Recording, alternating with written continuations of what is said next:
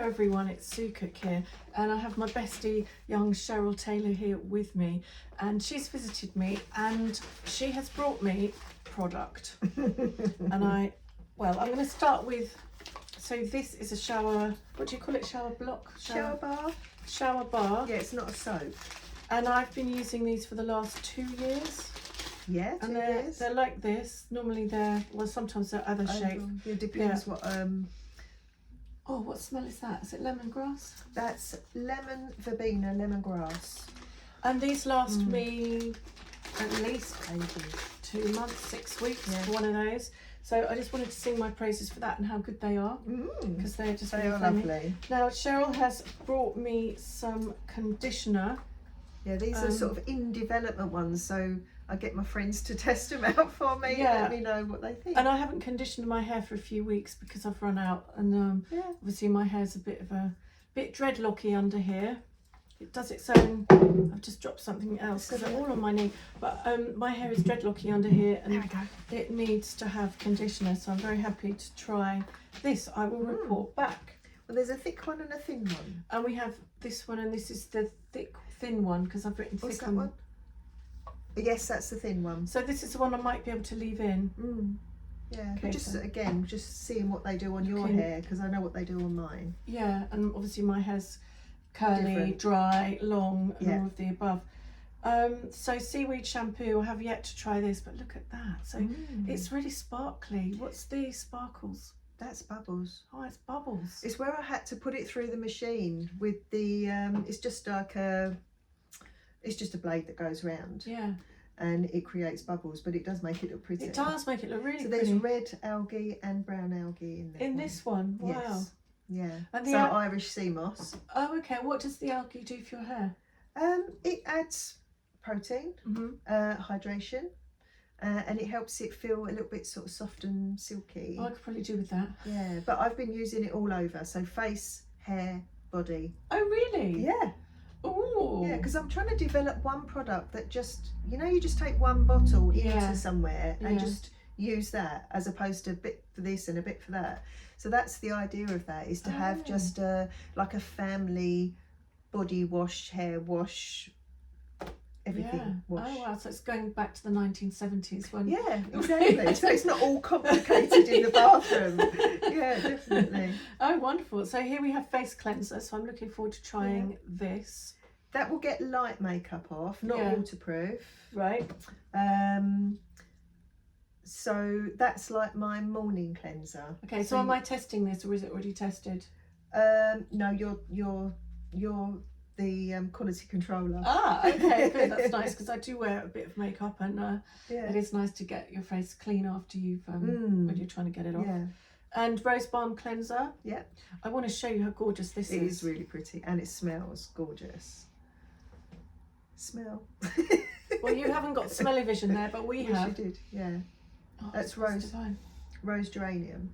Rose geranium. And the colour is pink rose clay.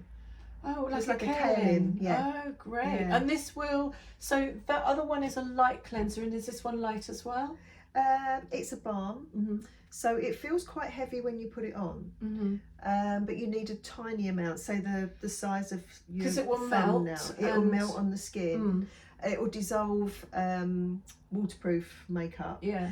So you can use it as a mask. So you can put it on the skin, leave it on the skin, rub it into the makeup, and then when you add water, it turns to a milk and it washes off. So yeah, it's really. Yeah, and you're getting all that lovely fragrance from the rose geranium as well. Well, you know what I'm going to do, because I've never told you this. What I do, because I've been using Cheryl shampoos for the last, at least, 11 years or so. Oh, God knows, because she's saved my hair twice from hair loss. Oh, my God. So grateful. And I still use all Cheryl's products. So while I'm doing when you put the shampoo on, you put it on dry hair. So you put it in the parting, and then you lift a bit up, and it goes in there, and then you lift another bit up, and then you add a bit of water. So this whole process can take like 10 minutes. So what I do that you don't know is I put on a zeolite mask on my face to draw anything out, because we don't know what's in our makeup necessarily, and there can be aluminiums in there and all sorts. So I put it on my face to draw it out, and I don't like using anything chemically. I've spent my entire life avoiding it, but with makeup. I think that's my 1 week area. It's so I'm really going hard put to this get on. clean makeup. It really is, isn't it? We Yeah. should make our own range, because I was looking at that. I found loads of So recipes hard. on Pinterest, you know, Yeah. using like beetroot for colouring and all sorts of things like It that. doesn't, because if it's slightly acid or alkaline, it'll change the colour. Oh my goodness. Yeah, so you can have, because I've tried to use natural colours for things. Yeah. And they stay if they're in oil based. Yeah. So you can use, say, blue spirulina. It will stay blue if it's an oil-based balm or oil. You put that with water, and depending on the acid and alkalinity, it can go green. It can literally almost disappear over time, and or it can stay bright blue. So, but often the pH to keep the colour is not pH skin friendly. Goodness me, that's so interesting. So it is really interesting. So natural pigments don't often work. Yeah. And then I suppose if somebody's got a really acidy or alkaline skin, they might put something on and then it goes, it's gone all green. Well, have you never put a lipstick on and it's changed colour? No. I've never had that, but I know other people have. Yeah. So it can be due to like your skin's acid and alkaline balance. It's never going to flip too much. Yeah. So our skin is always going to be slightly acidic. Yeah. But yeah, sometimes, and also the colour of the base. So depending on what your base lip colour is, the acid alkaline balance, it can definitely change. God, isn't that interesting? Yeah, and this really is why. interesting. So I use that on my face to draw anything out that doesn't want to be there, because it's But I'm going to be using that now to draw and see. So what we've done, we've actually done a little bit of a trade. Yeah. So Sue has given me 3 of her books. So we've got the Chicken Report, which I've had version 1, which is very funny, and it's on my bedroom table. And then we have another little book that Sue has, A Gift for Santa. And this is a story that my son came up with the idea that when we went to the Arctic, that he wanted to take a gift for Santa, and I thought, what a wonderful story about gratitude. Yeah. So the story is about a little boy and his adventures. That's that. And then we've got the Level Up, which is, everyone is raving about this. Yeah, they are. They really, really are. And this is sort of like a child version of the Brain in a Jar. Yeah, so this is the programme I've been using for the last 18 years with children, but made really, really simple. One of the things that the families who work with me like is that I make all this intellectual brain stuff really, really simple and easy and understandable. And the parents who come in my clinic always say that I'm half mad scientist and half children's entertainer. And so I brought an element of that into this book, because one of the things I've noticed recently, the last few years, is that a lot of people are very skint and can't necessarily afford much at the moment. No. So instead of having to spend money coming to see me privately as a therapist, hiring me for the hour, you can buy that book for £19, get the whole damn programme, job done. And that's what I've tried to do with the Grow Kind system. Is instead of someone having to come to me and spend money on a consultation, especially if it's, a bit of stress hair loss or nutritional or whatever it is, sometimes I can work it out over the phone. And rather than them spend the money with a consultation, I'd rather them put the money into products and so that they can use them at home. It's just buy that and get on with it. And then a bit like this, buy that, get on with it, follow the programme, and then you're accessible. Exactly, to everybody. And I think that's where we're very similar in that way. So it's been very interesting, hasn't it, what we've been doing over the last, especially, 6 years nearly?